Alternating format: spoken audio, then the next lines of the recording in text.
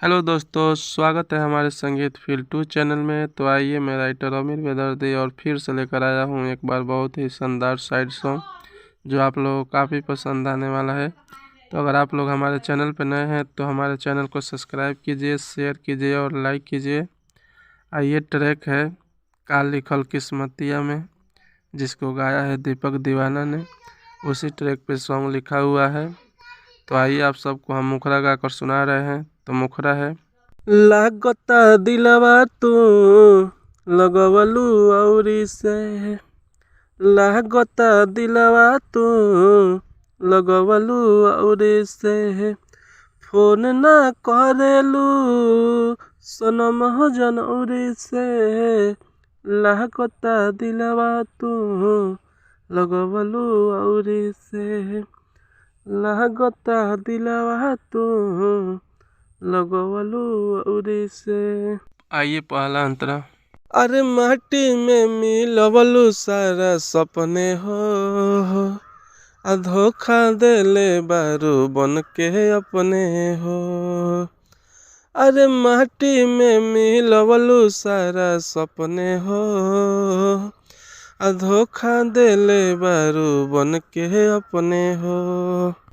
जान से ज्यादा तोहरा के हम चाहनी ता, गहर तो बुझलू हमरा के तू तने हो।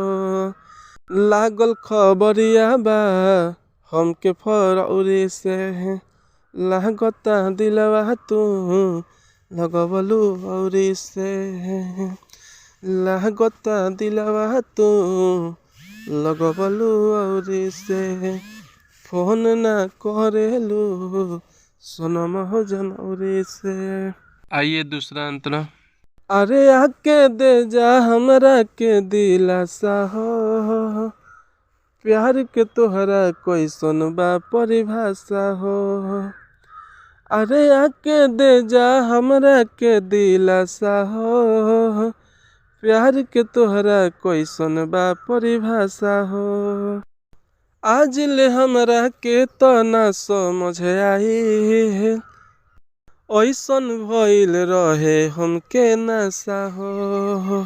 चोट मरलू ऐसन लागे हथौरी से, लागता दिलवा तू लगवलू औरी से, फोन ना करेलू सनम हो जनौरी से, लागता दिलवा तू लगवलू औरी से, लागता दिलवा तू लगवलू औरी से।